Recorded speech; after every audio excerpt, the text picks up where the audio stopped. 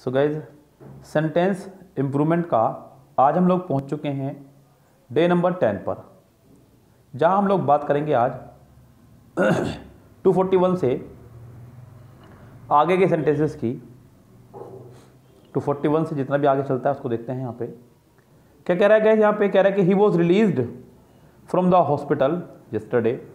तो गाइज यहाँ पे आपको बताना है कि इस रिलीज वर्ड की जगह क्या आएगा। देखिए हॉस्पिटल से आपको जब मुक्ति मिलनी है कहीं से, तो गाइज यहाँ पे आप हॉस्पिटल से लिए रिलीज नहीं लगा सकते, हॉस्पिटल से मुक्ति मिलने के लिए लगाते हैं डिस्चार्ज। रिलीज आप लगाएंगे किसी जेल वगैरह से रिहा होने के लिए। तो यहाँ पे किसी जेल से अगर आप रिहा हो रहे हैं तो आप यहाँ पर लगा सकते हैं रिलीज। यस, तो फिलहाल यहाँ पे आपको लगाना होगा डिस्चार्ज। डिसमिस भी यहाँ पर सही नहीं रहेगा। डिसमिस होता है किसी को किसी की जॉब से हटाने के लिए। और लेट आउट जब कोई मूवी वगैरह ख़त्म हो जाए आपकी, उससे जब आप बाहर आए फिल्म के ख़त्म होने के बाद में, उसके लिए आप लगाते हैं लेट आउट। तो यहाँ पे आपका 241 का आंसर हो जाएगा second correct, discharge. Number 42 the colour soften as the sun went down. तो यहाँ पे कलर जो है सॉफन यानी कि धीमे पड़ने लग गए जैसे सूरज को पर पड़ता रहा। तो गाइस यहाँ पे कलर जो है आपके मीलो होते हैं सॉफन। यस, टू बिकम और to make a colour less bright, धीरे धीरे किसी चीज़ की चमक कम होती चली जाए उसको बोलते हैं मेलो। तो इसका आंसर आपको हो जाएगा थर्ड करेक्ट, सॉफन की जगह। ब्राइटन नहीं हो सकता, डीपन नहीं हो सकता, तो यहाँ पे आंसर हो जाएगा आपका थर्ड करेक्ट ओनली। ब्राइटन तो तब होगा जब कोई चीज़ और ब्राइट हो रही है सूरज की रोशनी में, जबकि सूरज की रोशनी में हर चीज़ फेड ही होती है बच्चों। यहाँ पर आप फेडेड भी ला सकते थे वैसे तो, लेकिन फेडेड ऑप्शन में नहीं है, फिर यहाँ पे मेलो लगाना होगा जो प्रॉपर आंसर है। The new manager is soft spoken and is considerable to all. जो न्यू मैनेजर है वो सॉफ्ट स्पोकन है और कंसिडरेबल है सभी के लिए। तो गाइस यहाँ पे जो उसने इस्तेमाल किया है कंसिडरेबल, यस, इसका इस्तेमाल यहाँ पे प्रॉपर नहीं रहेगा। कंसिडरेबल आपका है एडजेक्टिव ही है, लेकिन जब कोई चीज़ किसी मात्रा में बहुत ज़्यादा हो, जिस बहुत ज़्यादा हो कोई चीज़ किसी मात्रा में, तब आप उसका इस्तेमाल करते हैं। तो यहाँ पे आप इस्तेमाल कर दें कॉन्सिडरेट, चौकन्ना, सावधान, केयरफुल। तो इसका आंसर आपका हो जाएगा second correct. The new manager is soft spoken and considerate to all. तो सबके प्रति वो जो है केयरफुल है, इसका आंसर आप लगा सकते हैं यही correct. He hanged his portrait in the main hall. Guys यहाँ पे ये एरर बहुत आती है एग्जाम में वर्ब को लेकर के। मैं आपको पहले बता चुका हूँ कई बार कि फर्स्ट फॉर्म है हमारी हैंग और इसकी सेकंड फॉर्म जो है बदल जाती हैं। इसकी सेकंड फॉर्म और थर्ड फॉर्म एक बार हो जाती है हैंग्ड और दूसरी बार आपकी हो जाती है इसकी सेकंड और थर्ड फॉर्म हंग। जब बात करें हैंग्ड की तो मतलब स्पेशल होता है किसी को फांसी पर लटकाना, और जब बात करें हंग की तो किसी पोस्टर वगैरह को, किसी चित्र वगैरह को दीवार पर लटकाना। और हैंग के दोनों मतलब है, हैंग का मतलब ये भी है, हैंग का मतलब ये भी है। लेकिन फिलहाल यहाँ पे वो कह रहा है पोर्ट्रेट उसने टांगी है दीवार पर, तो यहाँ पे हैंग्ड नहीं, आपको यहाँ पे हंग होना चाहिए था। यस, तो यहाँ पे सेकंड फॉर्म को लेकर के, सॉरी हंग, माफी चाहूँगा, सेकंड फॉर्म इसकी हैंग रहेगी। यस, तो यहाँ पे इसका आंसर हो जाएगा सेकंड करेक्ट, हैंग हंग नहीं हंग ही रहेगा बच्चों, माफी चाहूँगा। चलिए, we were unable to call on you because of the range. तो क्या यहाँ पे कॉल ऑन मतलब किसी को इन्वाइट करना, कॉल ऑन मतलब किसी को इन्वाइट करना। तो हम लोग बारिश की वजह से आपको इन्वाइट नहीं कर पाए, बुला नहीं पाए। हालांकि अगर आप चाहें तो यहाँ पे इसका अल्टरनेटिव लगा सकते हैं। फिलहाल चाहे तो अल्टरनेटिव लग सकता है इनवाइट, लेकिन आवश्यकता नहीं है। Yes, we were unable to invite you because of the range आ सकता है, कोई दिक्कत नहीं है। आप 245 का आंसर सेकंड भी लगा सकते हैं यहाँ पे। तो फिलहाल मैं इसको सेकंड और फोर्थ पे रोक रहा हूँ क्योंकि यहाँ पे दो आंसर इसका आ चुके हैं। इसका आंसर सेकंड भी आ सकते हैं और फोर्थ भी करेक्ट। यहाँ पे 246 से देखिए क्या कह रहा है।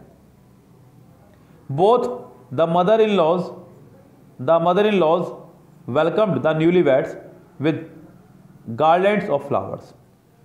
तो न्यूली वेड्स यानी कि जो नई नई शादी होकर के आई है, उनको जो है माताओं ने, यानी कि दोनों माताओं ने जो है स्वागत किया गार्लैंड ऑफ फ्लावर्स, गले में फूलों की माला डाल करके। लेकिन यहाँ पे मदर इन लॉज आपका गलत हो चुका है, कंपाउंड नाउन है आपका ये मदर इन लॉ। तो गाइस मदर इन लॉ आपका कंपाउंड नाउन है, और कंपाउंड नाउन को जब बनाना हो प्लूरल, तो हम लोग इस पार्ट को प्लूरल बनाते हैं, मास्टर पार्ट को। आप इसे मदर्स करेंगे तो ये प्लूरल बनेगा, और अगर लगाना हो एपोस्ट्रोफी तो हम लोग एपोस्ट्रोफी लगाते हैं यहाँ पे। यस, ये ध्यान रखिए, प्लूरल बनाना है तो मास्टर पार्ट को, एपोस्ट्रोफी लगाना है तो सब मास्टर पार्ट को। तो यहाँ पर मदर्स इन लॉ यानी किसका आंसर हो जाएगा आपका थर्ड करेक्ट पूरी तरह से। आगे देखिएगा 247, the workers looked run down, the workers looked run down. तो गाइस रन डाउन का मतलब होता है थके हुए होना, सही है, यहाँ पे कोई दिक्कत नहीं है। इसका आप अल्टरनेटिव ला सकते हैं, एग्जॉस्टेड का मतलब होता है थके हुए होना, क्योंकि हैप्पी रिलैक्स होने से रहा, रन डाउन मतलब किसी काम करने के बाद थक जाना, एग्जॉस्टेड भी थक जाना। तो इसका आंसर आपका हो जाएगा third as a alternative correct. हालांकि अगर यहाँ पे एग्जॉस्टेड ना हो तो फिर ये नो इंप्रूवमेंट है सेंटेंस आपका, यानी कि सेंटेंस पर ठीक ही है। ये भी जब आप किसी चीज़ का अल्टरनेटिव बता रहे होते हैं तो आप समझ जाइएगा कि दिया गया सेंटेंस ठीक है, आप सिर्फ उसका अल्टरनेटिव बता रहे हैं। इस गए तो यहाँ पे एग्जॉस्टेड आपका सिर्फ इसका अल्टरनेटिव है, वरना दिया गया सेंटेंस आपका करेक्ट ही है। The relatives comforted the old man whose wife had died. तो रिलेटिव ने जो है आकर के कंफर्टेड यानी कि संतावना दी उसको जिसकी वाइफ गुजरी। तो ठीक है यहाँ पे गाइस, कंफर्टेड मतलब संतावना देना, बिल्कुल ठीक है। यहाँ पे ये आंसर हो जाएगा आपका नो इम्प्रूवमेंट। क्या हो जाएगा आपका no improvement. Sympathize with pitied और कंसोल्ड तो मेरे राय में नहीं होना चाहिए। They obtain the top secret information by wrong means. तो यहाँ पे उनको टॉप सीक्रेट इंफॉर्मेशन मिल गई है रॉन्ग मीन्स के जरिए। तो क्या यहाँ पे बाय रॉन्ग मीन्स जो लगा रहा है ये गलत है। जब बात हो किसी गलत तरीके की, गलत तरह से खबर मिलना तो उसको बोलते हैं फ्रॉड। क्या बोलते हैं इसको? फ्रॉडलेंट। तो इसका आंसर आपका हो जाएगा सेकंड यहाँ पे करेक्ट। इसको हटा दूँ तो दिखेगा साफ आपको। तो सेकंड इसका आंसर हो जाएगा यहाँ पे पूरी तरह से correct. His speech was broadcasted over the radio last Thursday.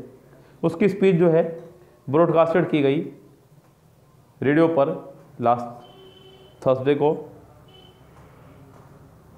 तो गाइस यहाँ पे सेंटेंस में उसने लगाया ब्रॉडकास्टेड, जो कि रॉन्ग है, क्योंकि कास्ट जो है आपकी एक मोनोसिलेबिक वर्ब है। इसके अंदर सिर्फ एक ही सिलेबल आया आपका, वो है आपका अ। जब किसी वर्ब के अंदर एक सिलेबल आए यानी कि एक वाउल आए उसको बोलते हैं मोनोसिलेबिक वर्ब। जब किसी वर्ब के अंदर एक सिलेबल आए यानी कि एक वाउल आए उसको बोलते हैं मोनोसिलेबिक वर्ब। मोनोसिलेबिक वर्ब ऐसी स्थिति में इसकी first second third form change नहीं हुआ करती है। Cast cast cast, hit hit hit, cut cut cut, put put put, shut shut shut. तो ये कुछ एग्जांपल मैंने आपको दिए। यहाँ पर ब्रॉडकास्टर की थर्ड फॉर्म भी ब्रॉडकास्ट ही रहेगी, यानी कि मेरे राय में इसका आंसर आपका हो जाएगा आप फिलहाल फर्स्ट करेक्ट। 251 से 255 आपके सामने फिर से आगे हैं।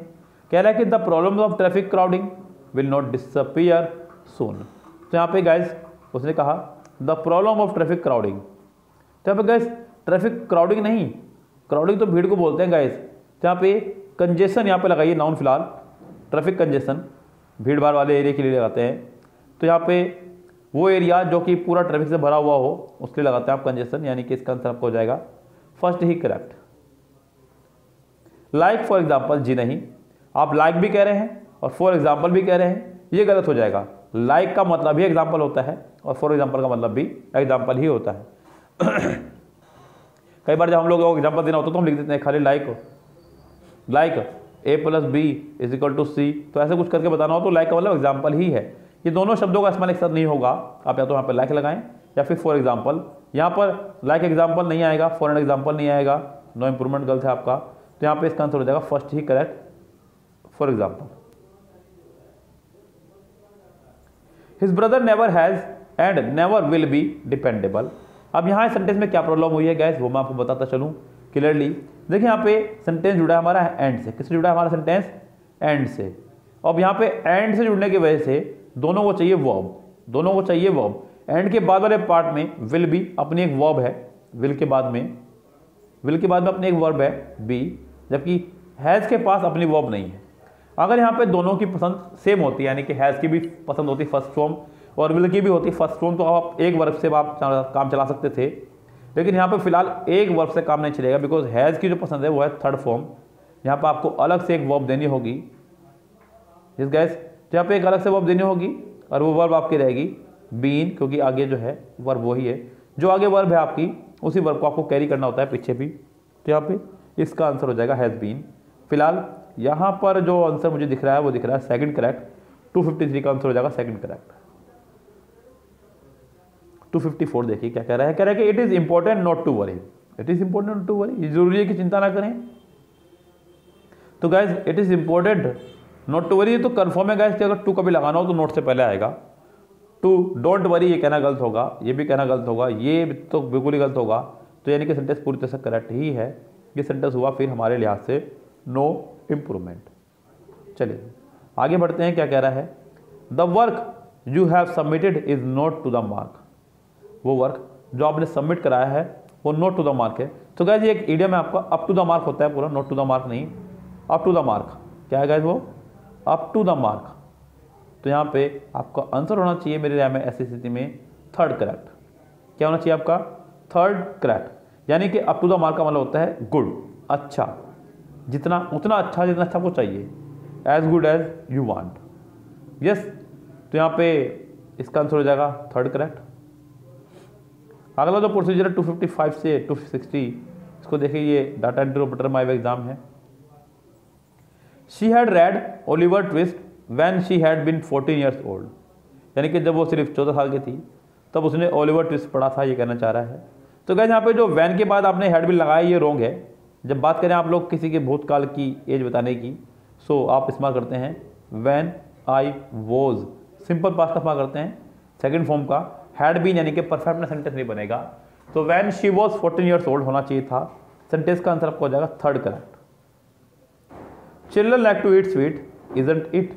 तो गाइस चिल्ड्रन यहाँ पे बहुत सारे हैं। लाइक आपके यहाँ पे वर्ब की फर्स्ट फॉर्म है। वर्ब की फर्स्ट फॉर्म को देखते हुए आपको लगाना होगा डू या डज, हालांकि फर्स्ट फॉर्म में तो डोंट ही लगाऊंगा, सेंटेंस अफर्मेटिव है। और चिल्ड्रन को देखते हुए लगाऊंगा यहाँ पे मैं दे। क्या लगाऊंगा, दे। तो यहाँ पे आपका आंसर हो जाएगा डोंट दे। क्या आंसर हो जाएगा आपका यहाँ पे, डोंट दे। तो कंफर्म हो जाएगा इसका थर्ड करेक्ट। चलिए जी आगे बढ़ते हैं, क्या कह रहा है आगे सेंटेंस में, he took disadvantage of the situation and cheated many people. उसने सिचुएशन का डिसएडवांटेज उठाया और कई लोगों को चीट किया। आप सोचिएगा यहाँ पे सेंटेंस को, दिमाग लगाइए यहाँ पे, क्या सिचुएशन का डिसएडवांटेज उठा करके, यानी कि लाभ ना उठा करके आप लोगों को चीट कर सकते हैं? सिचुएशन का लाभ उठा करके ही आप लोगों को चीट कर सकते हैं। तो यहाँ पे डिसएडवांटेज नहीं, एडवांटेज होना चाहिए था, तो सेंटेंस आपको करेक्ट रहता। They he took advantage of the situation, उसने एडवांटेज लिया सिचुएशन का और लोगों को बेवकूफ बनाया, तब ये ठीक है सेंटेंस। यहाँ पे डिसएडवांटेज नहीं, एडवांटेज होना चाहिए था। सेंटेंस का आंसर आपका हो जाएगा सेकंड, फिलहाल यहाँ पे पूरी तरह से correct. He was so afraid that his knees knocked one another. तो इतना डरा हुआ है कि उसके घुटने जो आपस में टकरा रहे हैं और कांप रहे हैं पूरी तरह से। तो यहाँ पे बात मैं बता दूं आपको, उसने कहा वन अनदर, जो कि रॉन्ग है। वन अनदर हम इस्तेमाल करते हैं दो से अधिक के लिए, लेकिन जब तक बात हो दो की तो हम इस्तेमाल करते हैं ईच अदर का। किसका इस्तेमाल करते हैं, ईच अदर का। दो से अधिक के लिए वन अनदर और दो के लिए ईच अदर। तो यहाँ पर सेंटेंस में हमारा होना चाहिए था ईच अदर ही करेक्ट। तो इसका आंसर आपको हो जाएगा second correct. All the candidates will give a test on Friday. तो गिव अ टेस्ट, देखिए गिव माने होता है देना और टेक माने होता है आपका लेना, लेकिन जब इनका आगे आपको जुड़ जाता है टेस्ट, पेपर, एग्जाम, तो इनका मीनिंग हो जाएगा आपका उल्टा। गिव टेस्ट मतलब लेना, टेक टेस्ट मतलब देना। All the candidates will give a test on Friday. सभी कैंडिडेट जो हैं टेस्ट देंगे फ्राइडे में, नोट लेंगे। तो क्या यहाँ पे आंसर होना चाहिए था टेक अ टेस्ट। क्या होगा आपका यहाँ पे, टेक अ टेस्ट। तो फिलहाल इसका आंसर आपका हो जाएगा प्रॉपर मेरी तरफ से सेकंड करेक्ट। 261 से 265 देखिएगा, कह रहा है कि डिड देयर बस कम ऑन टाइम। क्या उनकी बस टाइम पर आई? तो गाइस यहाँ पे देयर की स्पेलिंग यहाँ पर होंगे, देयर यहाँ पे होना चाहिए था THEIR वाला। तो यहाँ पे आंसर आपका हो जाएगा थर्ड करेक्ट। बहुत अच्छा सेंटेंस था। 262 sorry, Mayank was working over time for the last 2 weeks. आपको दिख रहा है सेंटेंस में सिंस या 4+ टाइम। जब भी सेंटेंस में हमें दिखाई दे सिंस या 4+ टाइम, तो आपको इस्तेमाल करना होता है सेंटेंस में has been, have been, had been में से कोई एक प्लस ING। तो ऐसे स्थिति में इसका आंसर हो जाएगा third correct. Every morning I get up at 4 o'clock but today I get up at 7 o'clock। हर सुबह मैं उठ जाता हूँ 4 बजे, लेकिन आज मैं उठा, ये कहना चाह रहा है। आज की बात जो है पास्ट में चली गई, तो गेट नहीं गोट होना चाहिए था, गोट अप होना चाहिए था सेंटेंस का आंसर, यानी कि फर्स्ट हो जाएगा correct. Most children are liking ice cream. तो गाइस यहाँ पे मैं आपको बताता चलूँ कि लाइक एक ऐसी वर्ब है जिसका एनजी फॉर्म होता ही नहीं है, तो मोस्ट चिल्ड्रन लाइक आइसक्रीम होना चाहिए था ओनली, इसका आंसर आपको हो जाएगा सेकंड करेक्ट। ये एक टॉपिक है बड़ा प्यारा, प्रेजेंट इंडेफिनिट के नाम से, मेरा यूट्यूब पर जाइएगा, present indefinite by Saurabh Jain sir. Saurabh Jain की स्पेलिंग सही डालेगा गाइस, आपको SAURAV डालेगा, बाकी तो पता ही आपको जैन सर। सौरभ जैन सर जाके देखिएगा, प्रेजेंट इंडेफिनिट में मैंने ऐसी बहुत सारी वर्ब बताई हैं जिनकी कंटिन्यूअस टेंस में एनजी फॉर्म नहीं होती है, तो यहाँ पे ये वर्ब उन्हीं में से एक है, इसलिए आपका लगाएंगे आप सिर्फ लाइक यहाँ पे करेक्ट। सपोजिंग इफ, तो गाइस यहाँ पे सपोज के साथ इफ नहीं आएगा, जैसा कि आपको पता ही है, दो सेम फैमिली के वर्ड एक साथ कभी भी नहीं आया करते हैं। सपोज और इफ दोनों एक ही काम कर रहे हैं, तो यहाँ पे आपका या तो सपोज आएगा या इफ, दोनों में से कोई एक आएगा। फिलहाल यहाँ पे ये रॉन्ग है आपका, इफ ही कम्स आप कर सकते हैं, क्योंकि सपोज तो यहाँ कहीं है नहीं, तो इसका आंसर आपको हो जाएगा फर्स्ट करेक्ट। सो गाइज आज की वीडियो में मैंने आपको कराया 241 से 265 तक, यानी कि 25 सेंटेंस। आगे के सेंटेंस में मिलते हैं हम लोग आपसे नेक्स्ट वीडियो में, तब तक के लिए लेते हैं आपसे विदा, goodbye, have a nice day.